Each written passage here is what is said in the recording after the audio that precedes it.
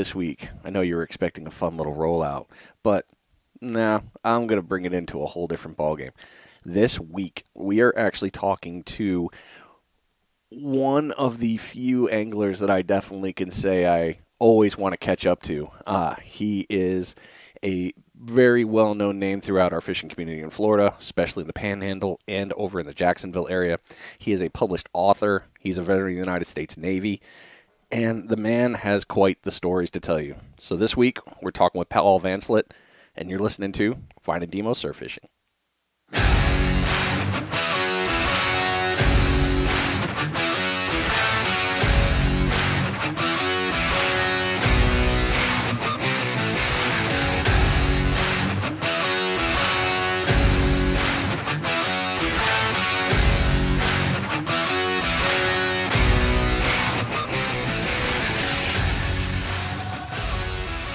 Yeah, it's time for another good week. It's going to be awesome. I am super excited.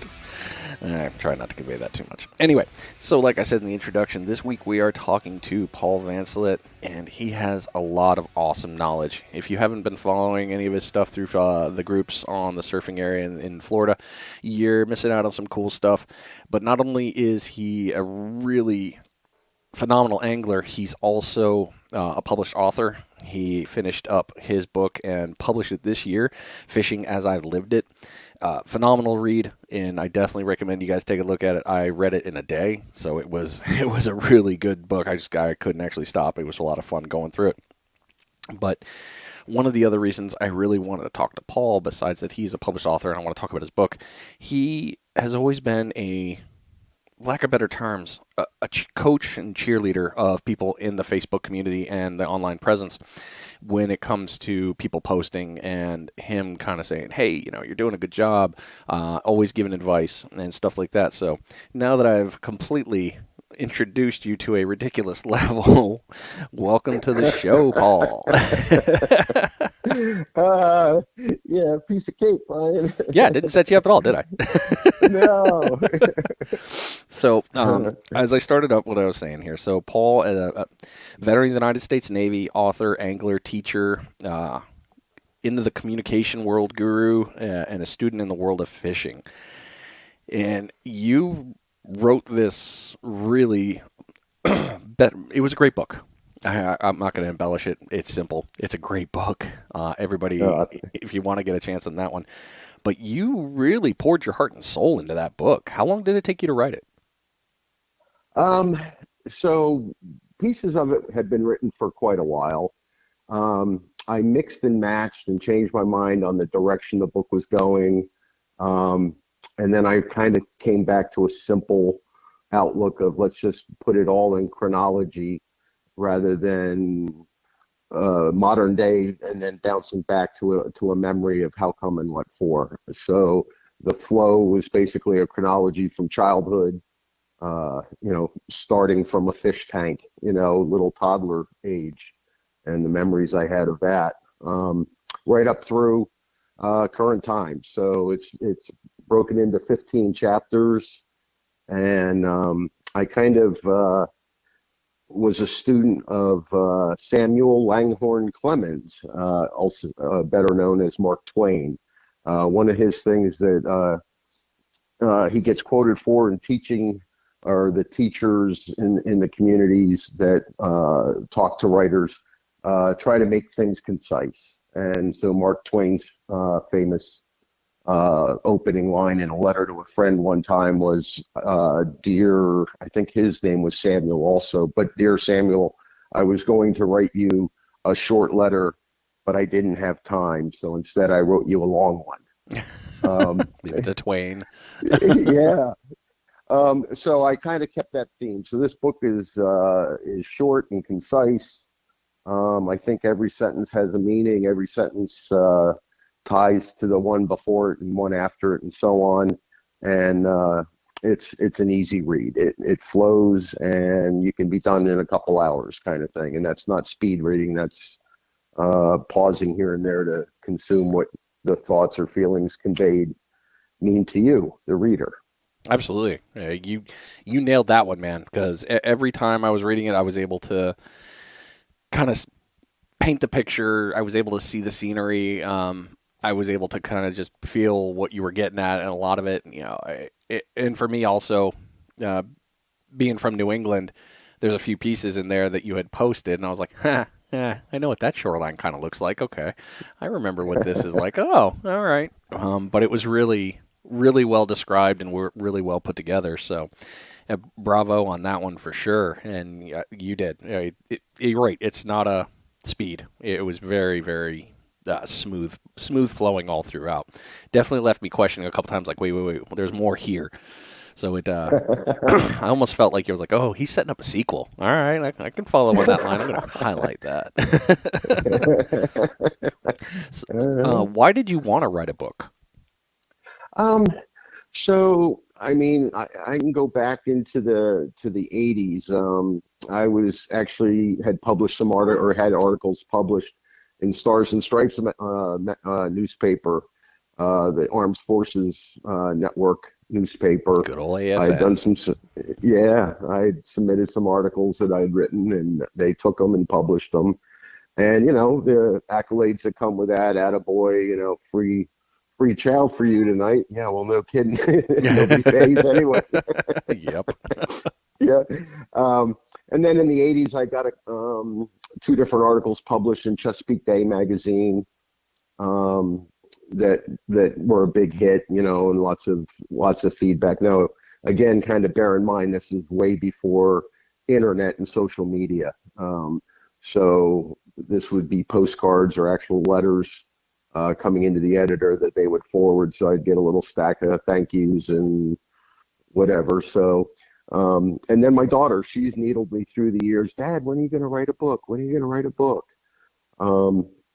And some of that was back when I was an offshore charter captain. I would take photos and write a story about our outings. And I tried to do that for every trip, or just about every trip offshore.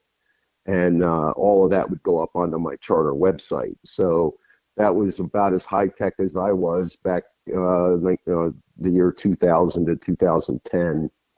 And then since then, we've got all the social media. We've got Facebook, and we've got YouTube channels and blogs, and all sorts of things here that let the communication fly a lot quicker. Yeah. I mean, that was cutting edge technology for the 2000 time, though. You were there. Yeah. I was trying. For our younger listeners, yes, back in the day, we had to, rotary phones. You had to actually pick up the phone.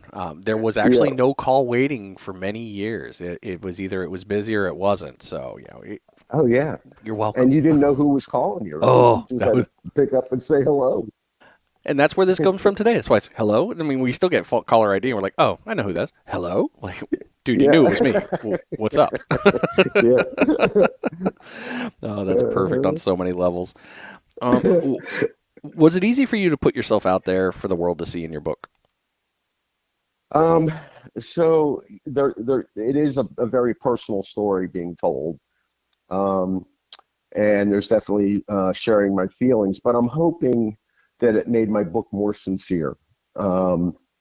It's not verbose and egotistical or chest thumping kind of stuff. It's just, hey, here's what it was, and here are the thoughts and the feelings.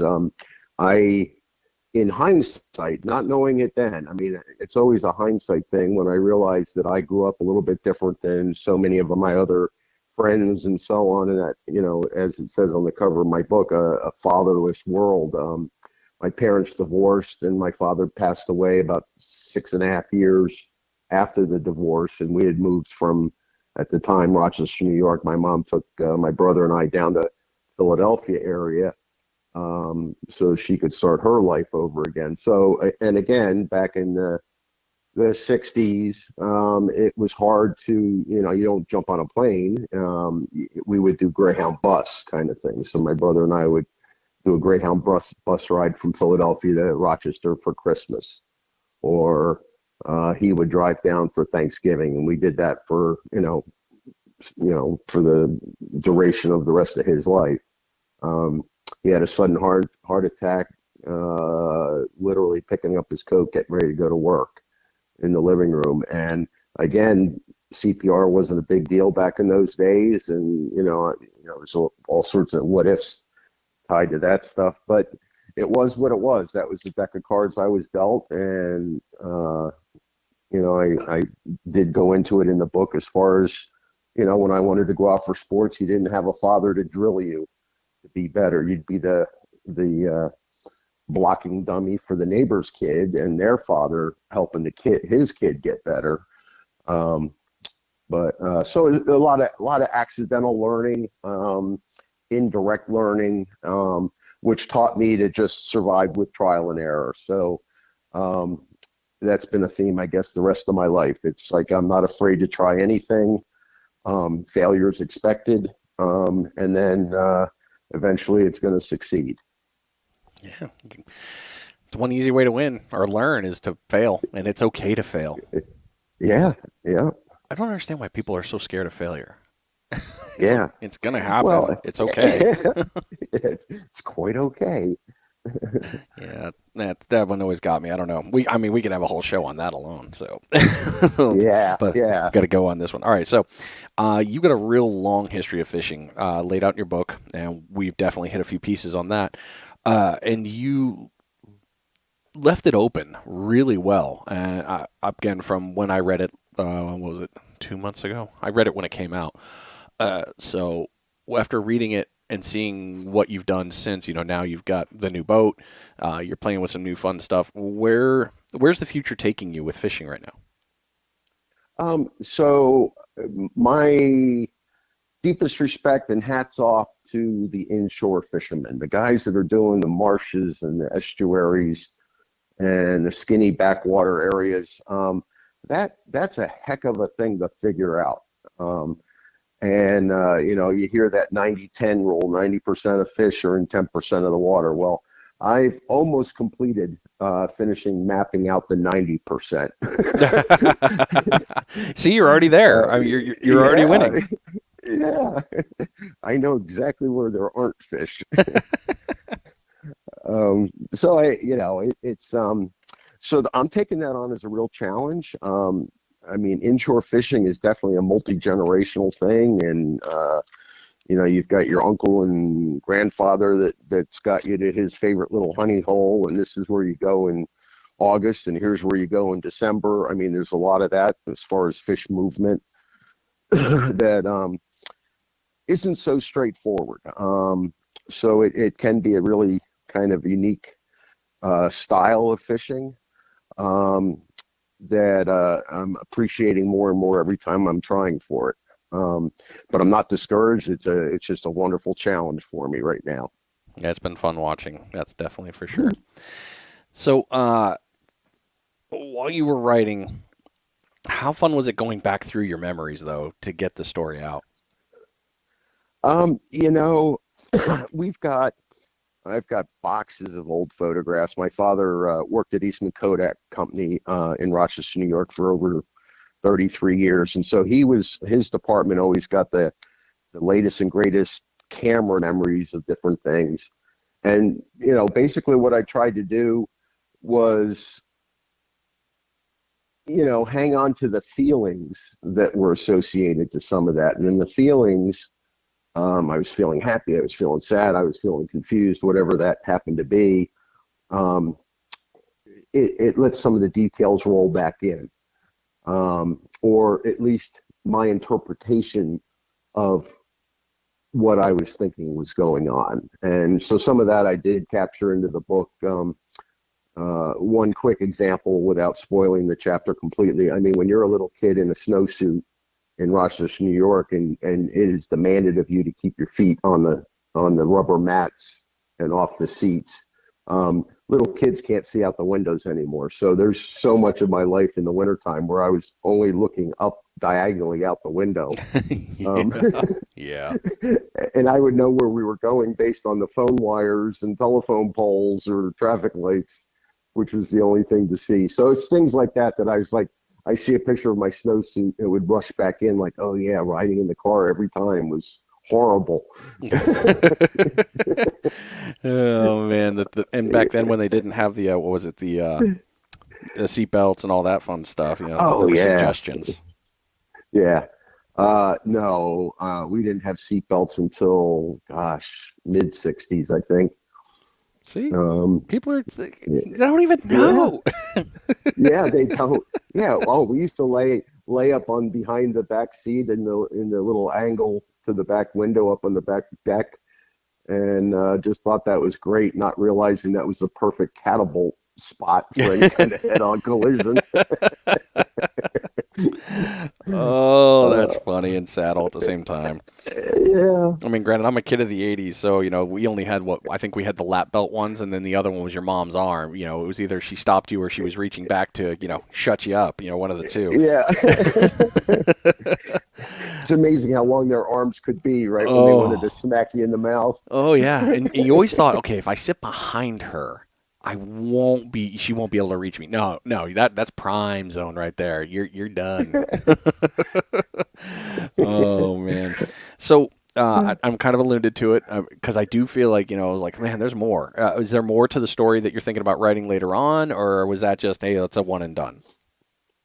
No, I mean this story still has plenty of events and things, and quite a bit of it is not fishing related, and I might be bold enough to add some chapters that are totally without a fishing theme, if I hang on to the people that like the style of my writing or like my storytelling. Yeah. Hey, you got me Um, in, man. You can count me in for the series forever. yeah. There's certainly some stories, Vietnam, Navy, and also the taking of the Iranian embassy, the Iranian hostage situation. I saw both of those events, and both of them kept me employed in the Navy against my will. Oh, you're not going anywhere. You're going to stay here. Downside of being good at your Dang. job. Yeah. Right place at the wrong time, or Yeah. however that goes. Every veteran's like, yep, yep. Yeah. Yep. Exactly. So in your book, you had a very big impact on the. I guess the charter is the best way to say this. You were a charter boat captain. You were running charters down south, and you moved away from that. I don't want to spoil it because there's a really funny part of that story that I want you all to read.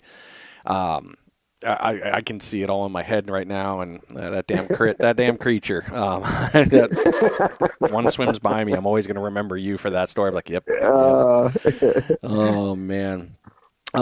So let's talk about the surf fishing. Let's get in there. So what brought you to the surf? so it's kind of like the alpha and omega kind of thing, because surf fishing was the first time I was getting in a car with a neighbor that lived in the neighborhood, who was a retired policeman, and he said, "Hey, if you want to go with me, we're going to go to Jersey Shore. We're going to surf fish."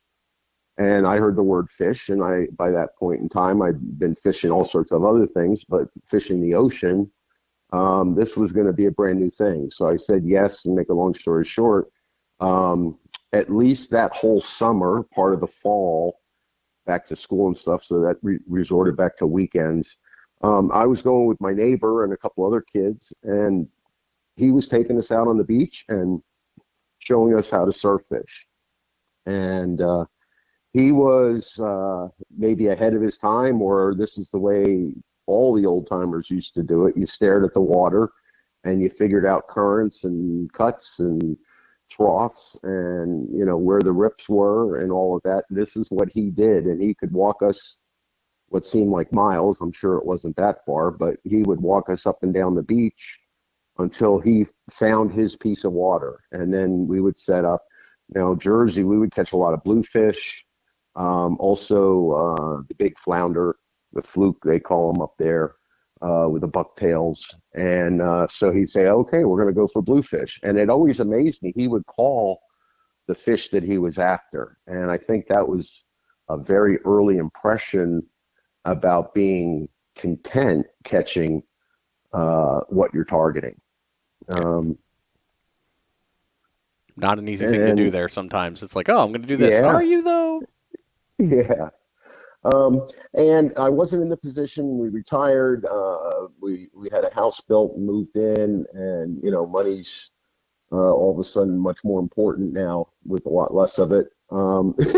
Yeah. I knew I wasn't ready to get anywhere back into the boats, and the price of boats has just gone stupid.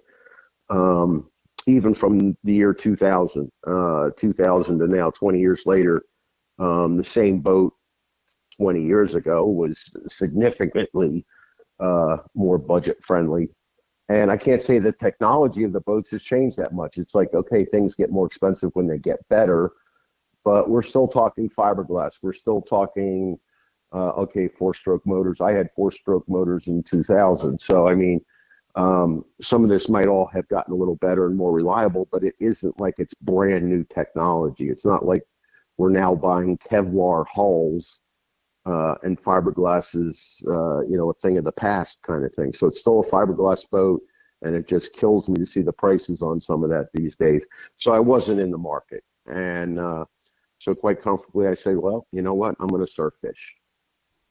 And that's what I started doing.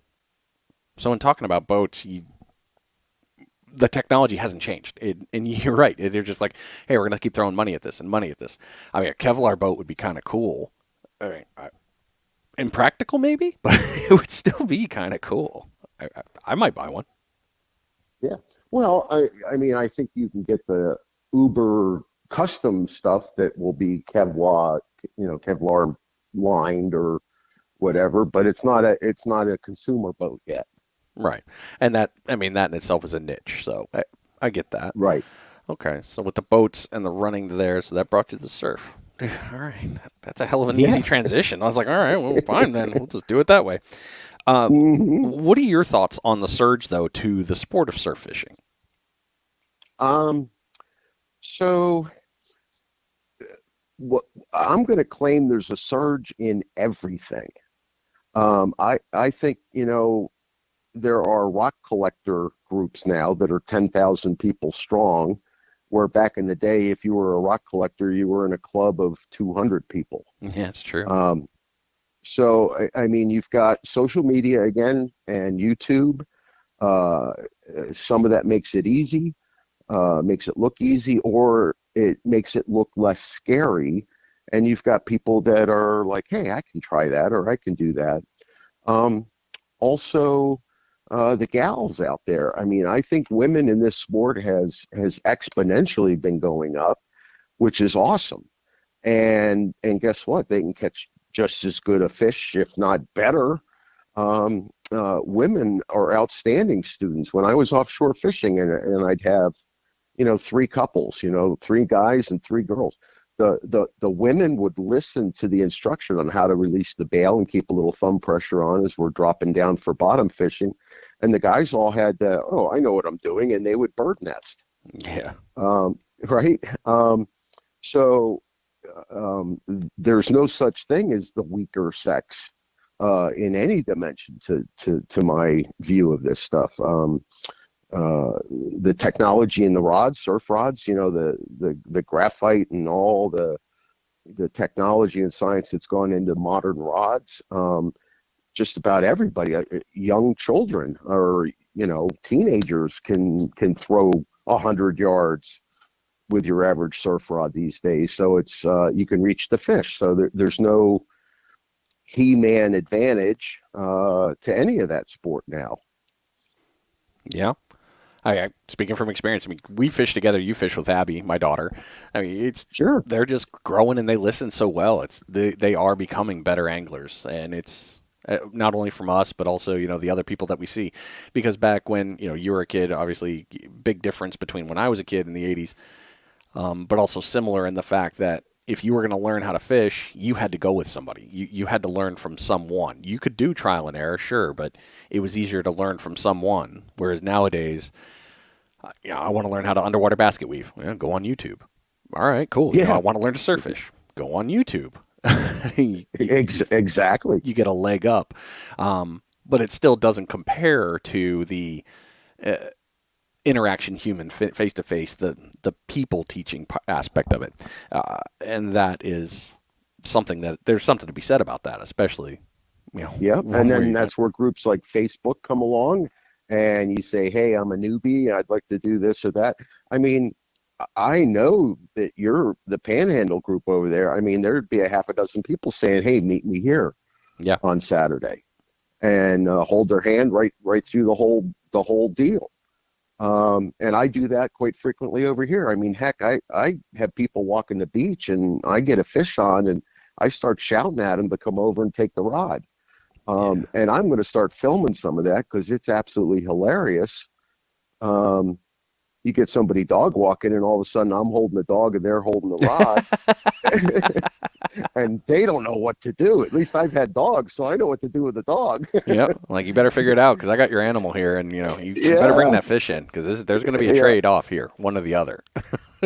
But boy, the smile you can't pull off with a scraper, and you can tell their hearts are racing, and they're excited, and it's like, oh, this was great, blah blah blah, thank you. And I have people that follow me at Facebook and say, hey, Paul, I'm coming up or coming over, coming down, whatever. I'd like to fish with you. And I say, bring it. Let's figure it out. I'm retired, so I really don't have much of a schedule to worry about. And so I'm fishing with people all the time, and enjoy the heck out of it. I like meeting people, and they've got their stories, and they've got their ways of doing something. And sometimes I'm throwing the rods for them. It's a little different over here on the East Coast. You better have 100-yard throw for a lot of our beaches, Yeah. and right? Yeah. I mean, sometimes it was the tournament you and I were in. It was Roy's, I think. Yeah, it was Roy's Uh-huh. tournament. And it was funny going out with you and who was left to me? Patrick was left to me, I think. Uh, Yeah. uh-huh. And, I'm watching. It was pitch black, so we couldn't see anything. I mean, we're all just throwing. But, going up short, I'm like, oh, I'll just play like I am back home. I'll play in the hole up short. There's got to be a hole right here. There's always holes. No. There's no hole there, bud. That's just sand. Yeah, yeah. Yep. Low Um, impact beaches, lots of it here. yeah, but that was still a fun day of learning. Uh, So while you're talking about social media, you bring up something that's really, I think, very prevalent, and you've mentioned it to me, and I definitely want you to talk about this. What are your thoughts on the competition of people online in the social media world when it comes to our world of fishing? Um, so there's some Facebook groups. I'll kind of keep it focused on Facebook. I'm not really a Twitter person, and Instagram I don't think is a good media for this kind of exchange. But Facebook for sure, where everybody's comments start flowing, and other people's catches. Say, hey, I caught a fish today, and then someone puts a post right under yours or puts a comment right under yours with a much bigger fish. Oh, this is what I caught today. Yeah. Right? We all have those posts. And the thing with me is I keep the ego out of it completely. I give them a thumbs up or make a comment, congratulations, good for you, or I love those kinds of days. But if you fish a lot, you're going to have a lot of days where it's mediocre. You're just in the wrong place at the wrong time, or the water got wrong for you. And so where I focus is on catching what you're targeting. So I can reel in a 9-inch whiting and go yippee yahoo. And the band starts playing in my head, and the trumpets blare, and the confetti falls. Because that's what I was after. There's no fences out there, right? So every fish in the world swimming by. Yep. And if you're targeting pompano and whiting, and that's what you catch, maybe they're too small, but you're onto something. And that should be a pride point for you.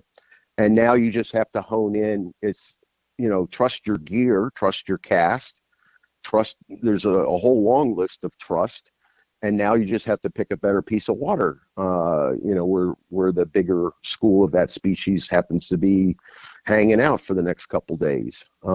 So I think where social media can wreck it is it always has to be the one-upsmanship, and which I guess that's human nature, but it certainly doesn't have to be that way. And if you want to join Paul's team, we can fight for the littlest fish of the day.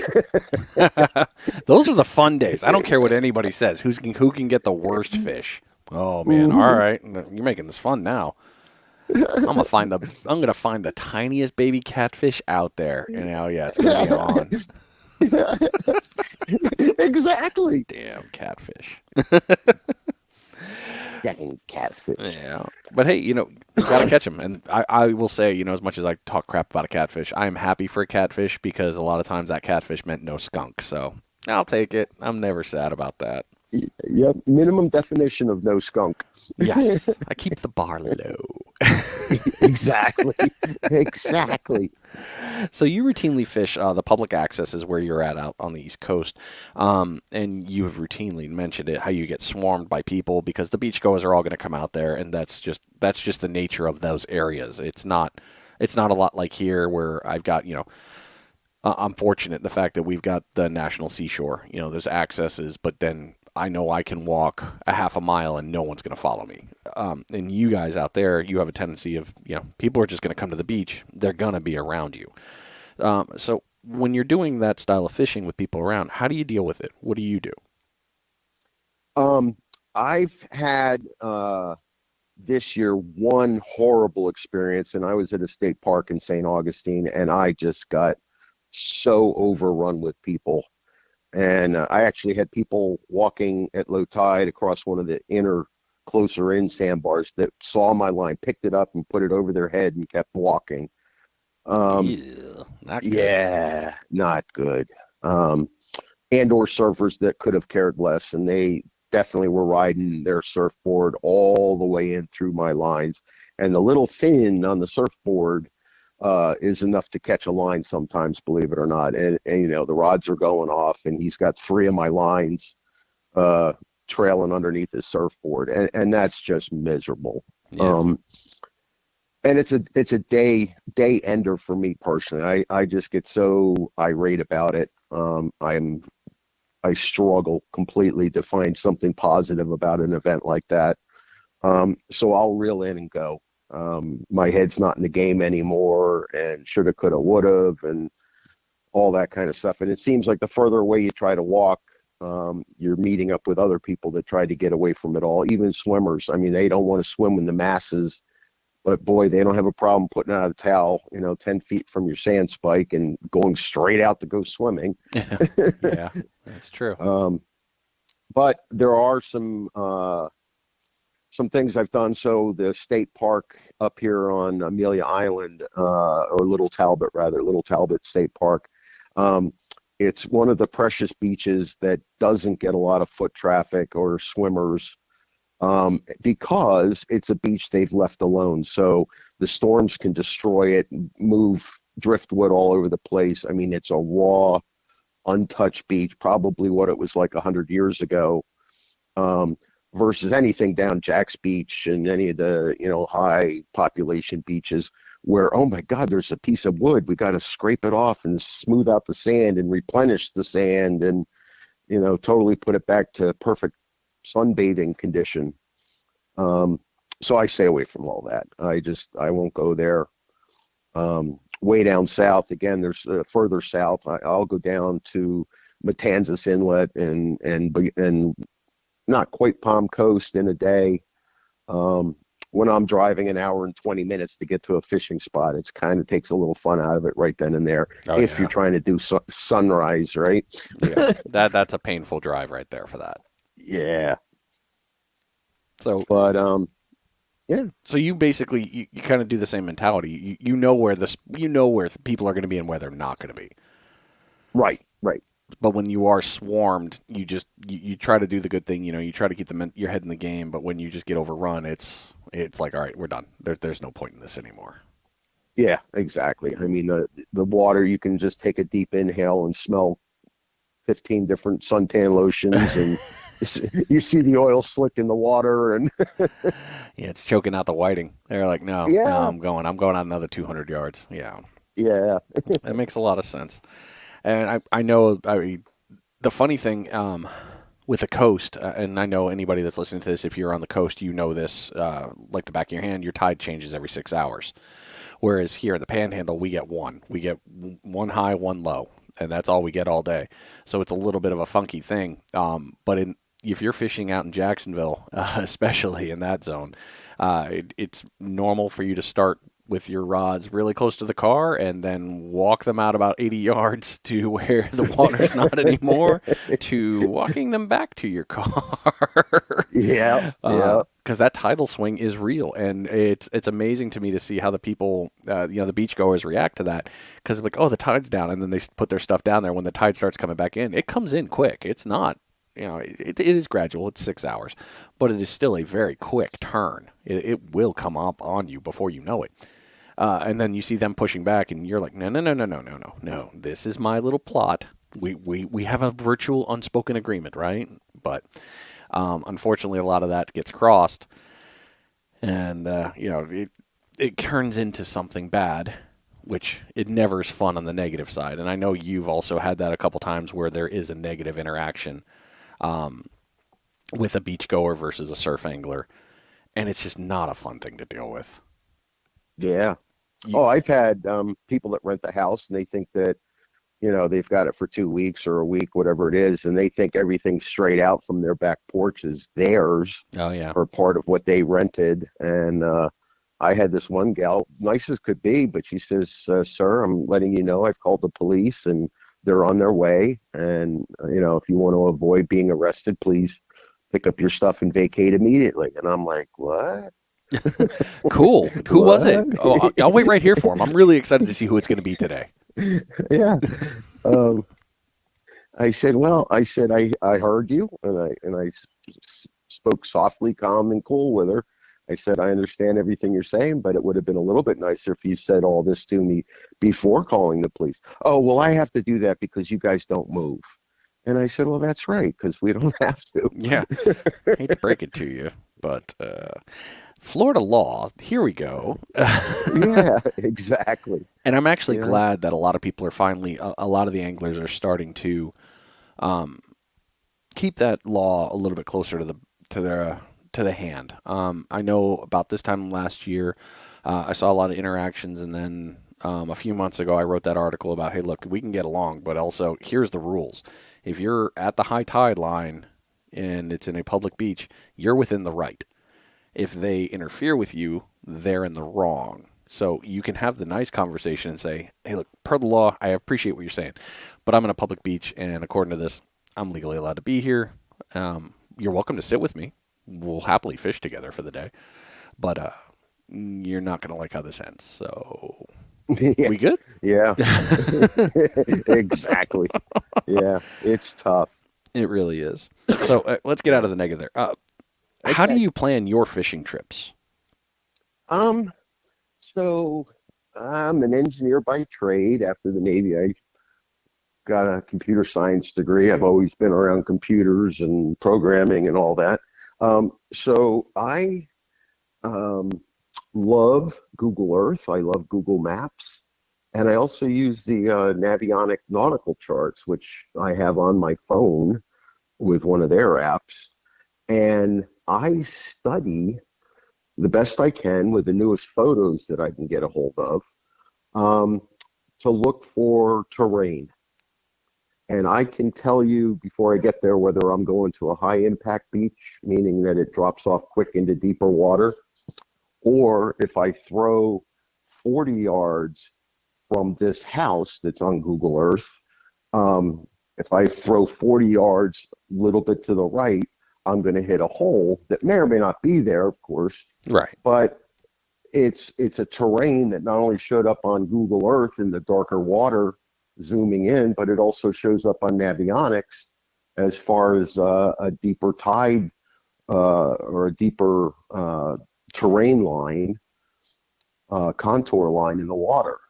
And so when I've tried to target something like black drum or redfish, red drum, I'm looking for those little cuts that come in closer to shore that I can reach with a cast and throw the right bait, throw a crab knuckle out there, and I can catch reds off the beach.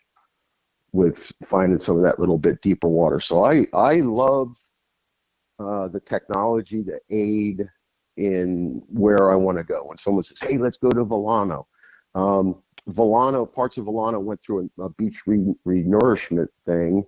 So and Navionics and Google Earth and Maps and all that haven't caught up to it yet.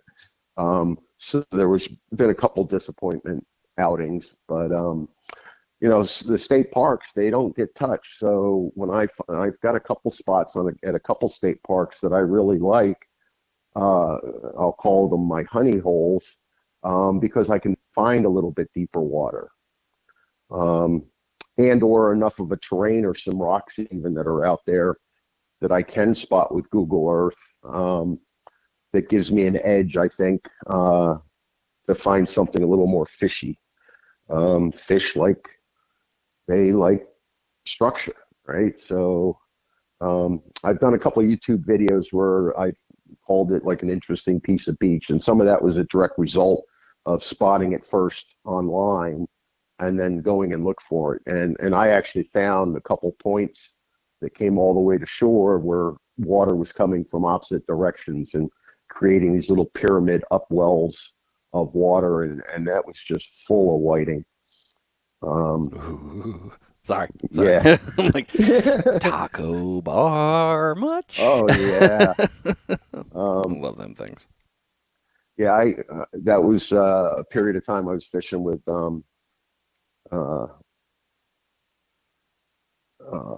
Larry Finch, and he said, "Paul, why don't you go hit this beach?" And so I did the Google Maps thing, and I found that point, and I think I sold him 30 pounds of whiting that day.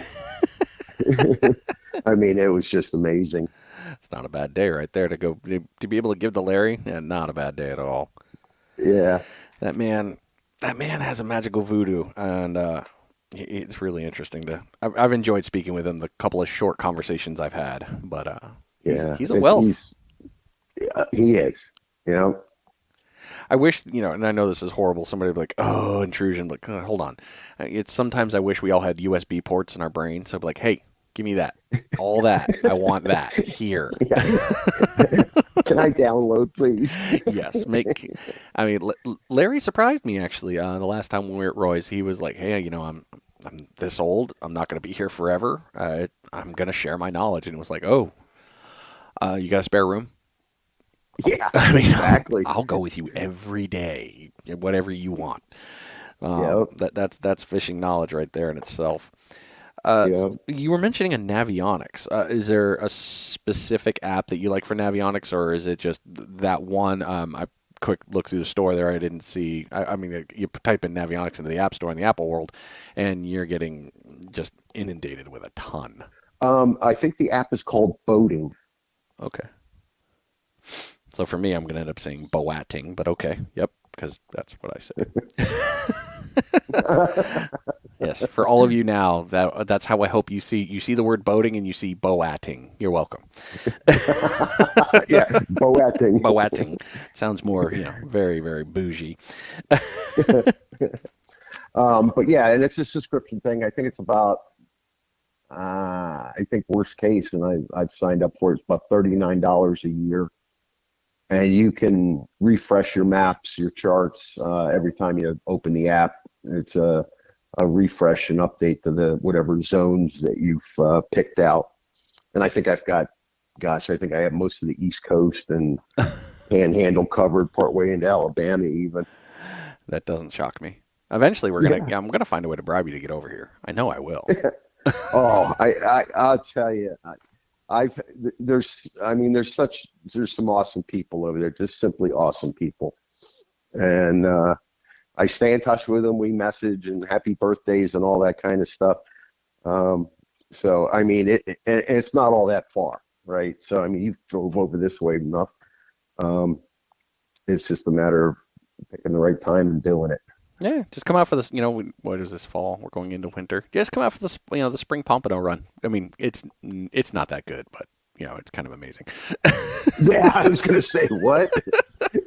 Oh my gosh! When you're in a tournament and you're throwing back 15, 16-inch pompano because they're not 3-pounders, you know, well, one, you know you have a problem and it hurts your Yeah. heart, but you know you're in a good spot in a good day like that. So, Yeah. oh man, just thinking about that's breaking my heart. Oh, those are some good uh, fish. All right, so that brings us into a really good point here. What do you think the most common mistake newcomers make when they're starting out surf fishing? Too heavy of a gear. Oh yeah, that seems to be a common thread that people have been telling me here. Too heavy of gear. Yeah. Now I'm not talking short 6 foot rods, although I know there's been a whole rash of you guys over there using the light spinning tackle and having a blast. Yeah, it seems I to be a see new. those videos and giggle. It's a new Um, trend here. It's kind of like, all right. I mean, I've seen it, and I'll admit it. A 5-inch whiting, and all of a sudden the rod's bent over, and you feel like you're bringing in a 20-inch red, and it's like, oh, it's yeah, just a whiting. Well, I mean, that was still fun. exactly. Because the tug's the drug, right? Oh gosh, yes. Oh man, it is. So, I mean, somebody that's got the broomstick for a rod and the 5,000 size spinning reel, and it's just all you're doing once you've hooked is you're just cranking it in. You've got 30-pound test line, main line on, and 50-pound leader, and you're just cranking it in, and you lose the sensitivity of what the fish is trying to do. I mean, you do something with I'll go back to Larry Finch as the perfect. He does 10-pound tests for everything. Wow, I didn't He know he was throws a that. I didn't know he went that light. I thought he was in the 15s or 20s. Nope. He'll do a 15-pound leader once in a while. But other than that, he'll tie on a 10-pound leader, and he'll use mono for everything. So he's mono mainline and mono leaders, not even fluorocarbon. Huh. Interesting. Yeah. All right, fine. Well, But maybe I'll set a yeah, I rod mean, up. Maybe I'll just maybe up. I got a mental note. yeah. Go get 10-pound test. I do 15-pound braid on everything, Okay. and then I've got nothing bigger than 4,000 size spinning reels for the beach. Um, and it's a lot more fun. And the new modern rods, I've got 12-foot rods and nice sensitive tips on them, and so I can fight a 10-inch whiting and feel like I actually fought the fish a little bit. Right. Um, It's funny you bring up the rod thing too, and I definitely want to continue on this. I mean, we've seen so many advancements. I mean, you got like over the bar series. He's done a lot of advancements with that series for Florida Surf. What is it? Florida Surf Tackle. Mark Burford's done a really good adjustment on a couple of things with that, and then we got Matt Poole with Ninja Tackle. yeah, He's got some great stuff with the Dagger series. Frisky Fins, who's making off Ninja Tackle blanks, same piece there, all the way down. Blake, Real 38, just released his rods, super sensitive tip. But it's funny seeing how you can tailor these rods nowadays to your style of fishing. Like you want a firm base, but hey, I want a medium fast top. I'm like, oh, okay, no problem. Hold up, and then they build it. It's this great new thing now. It's almost like a golf club. You can customize it to do exactly, what you want. exactly. And for somebody starting off, they can't appreciate any of that, or just not know the differences. Um, but that's the perfect analogy, though, to a set of golf clubs. Tiger Woods would do a horrible golf game if you gave him a set of Craftsman golf clubs. No, he's got to go to Walmart, man. He's got to get that Yeah, the Walmart low end brand, the steel shaft. Like, oh yeah, go ahead, show me what you got. yeah, yeah, exactly. He'd still kick my ass in golf, so I got nothing. Yeah, that's yeah. He'd totally be tin cup. I'll just play with a 7-iron. I don't know how I Right. feel about this. Okay, all right. But that is true, though. I mean, I never really thought about, and a couple of interviews that said the same thing. Too heavy of gear, and it's easy to get heavy gear when you're shopping at Walmart. As much as I hate saying that, too many times. I mean, here especially because we have a big tourist season. And I'll walk into Walmart every now and again, and it's like, why do you get in that rod? And I've been that guy.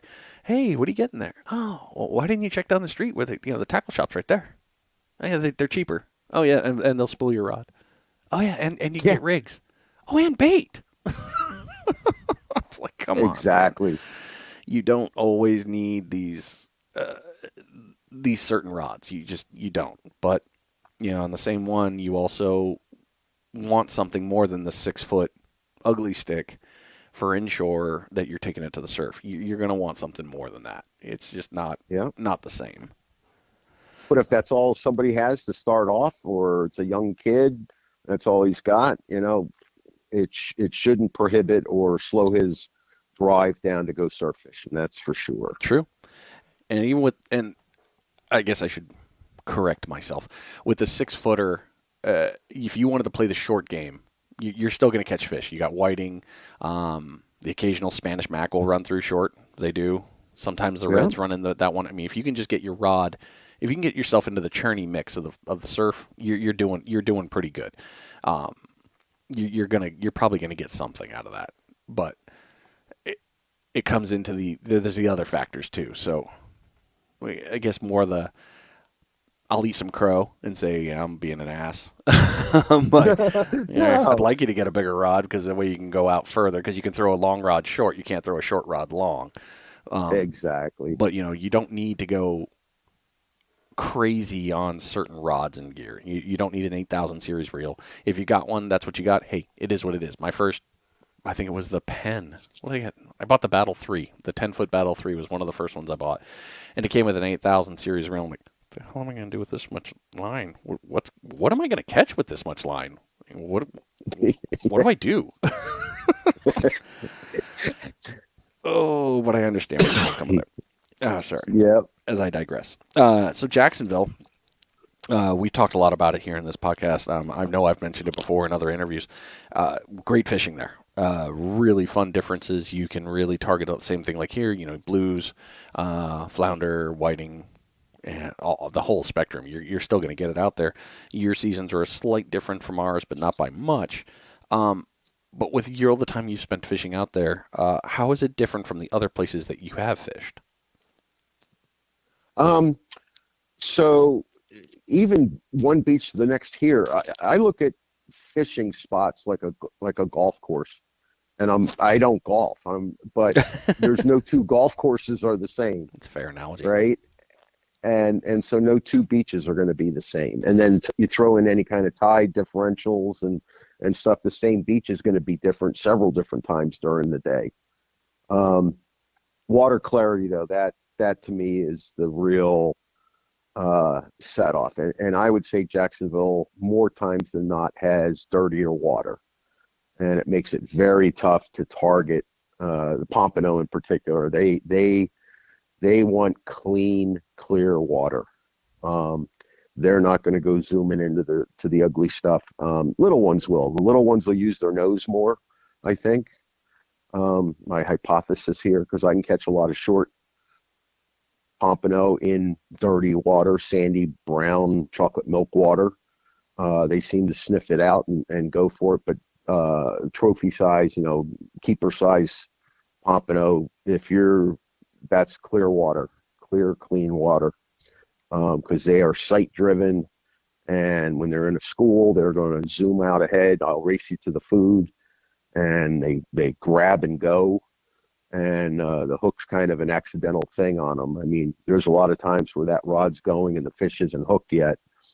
And that's the mistake. I see a lot of people holding their rods. They as soon as they get a little action on the rod, they're yanking on it already. And I'm not red drum and black drum to me pick it up with their lips and kind of swim around with it for a bit before they decide to swallow. So that's the easy one to miss a good hook set on. But Pompano will do that too. If they're trying to zoom past and eat before the guy next to them, they're going to just grab and go. And so the hook set is actually a delay that works out well with a circle hook and a sand spike. But if you're standing there holding it, I think people feel that and start reacting right away, and it pulls. I think it's a natural reaction. You get you get the tug, and it's Oh, like I got to fight you back. I think that's an right. easy, natural movement. I agree. Yeah. Okay. Um, but yeah, the dirty water here, it's not that we don't have our days of clean water, and then the cleaner water, you have to be flexible. You've picked out your spot and you go there. Over here in Jacksonville, we've got lots of inlets and rivers, um, and sounds that dump out into the ocean here. I mean, 25 miles, you probably got 6 or 7 ways of land water getting to the ocean. Um, so you get to one spot, or you go to the inlet. Let's just call it an inlet, Jack's Inlet, the Mayport Inlet. You go to St. John's Inlet and see you're on one side of it and you've got dirty water. You can be just about guaranteed if you went to the other side, you'd have clean water or cleaner water. Um, so a lot of times, I mean, there's been more so lately than others because I'm really determined to catch something on some days. I'll get to a place that's dirty water. I say, okay, we got to get to the other side. We got to go down or up depending which way the predominant current's going, um, based on the cold fronts and nor'easters and all that we get over here. Yeah. But you can definitely get cleaner water if you switch sides of the inlet that you're next to. Yeah, I noticed that down at Canaveral. Whenever I'm down in Orlando at my mom's, I'll run over to the Canaveral to the Air Force Base area there, and if it's Uh huh. dirty, it's like, nope, all right, we're going north. Or if it's bad up north, nope, we're going south. And it's Yep. night and day. It's It completely is. different. Yep. Yep. That's what I love about you on the Atlantic side. You guys have a little bit more of a challenge in the game of reading, and y'all are some experts at reading, and it shows. Uh, So is there somewhere that you could, somewhere you dream to fish, and if so, why? Um, so there's 2 places. One's probably doable, and the other one's going to be a stretch. The stretch goal is to go lake trout fishing on Great Slave Lake in the Northwest Territories of Canada. Ooh, all right. It's world record trout up there, um, that you can chase with a bobber and a boat. A bobber. Oh. Yeah. All right. Well, this might now just ended my list. Bobber.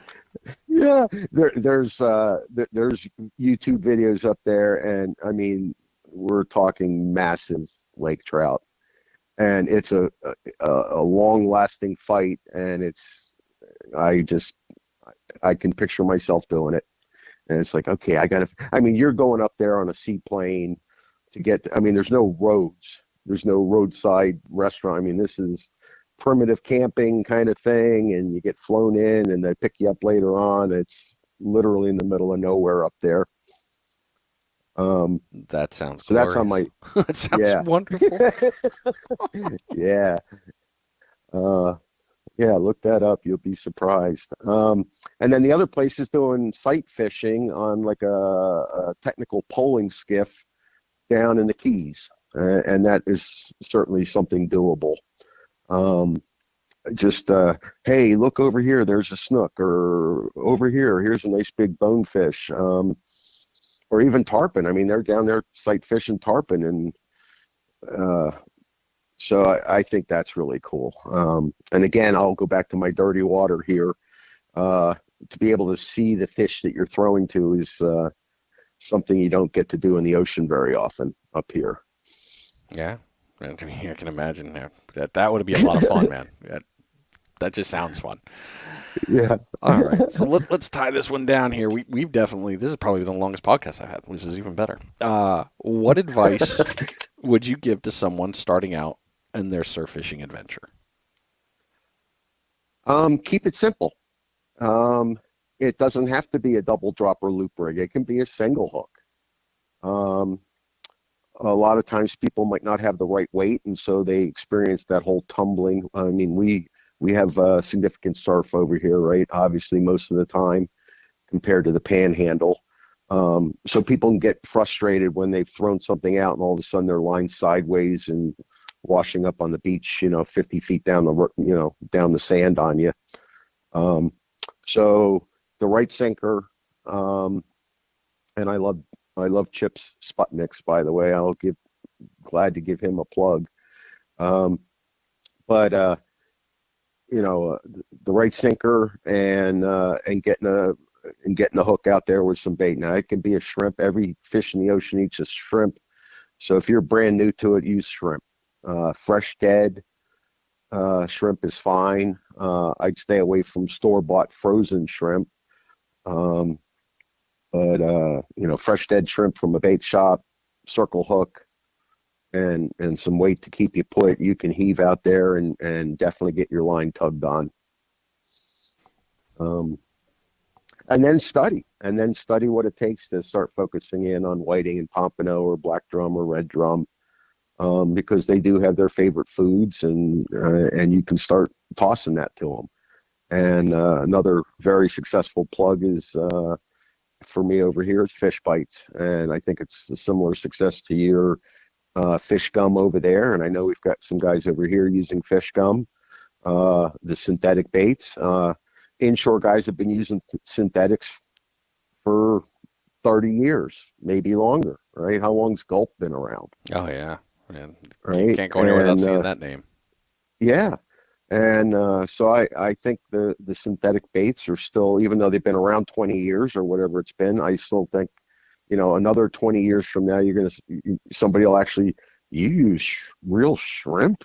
Why aren't you using, space age fish bites, That's so 2020. Ugh. Yeah. Yeah, but I see it coming, where,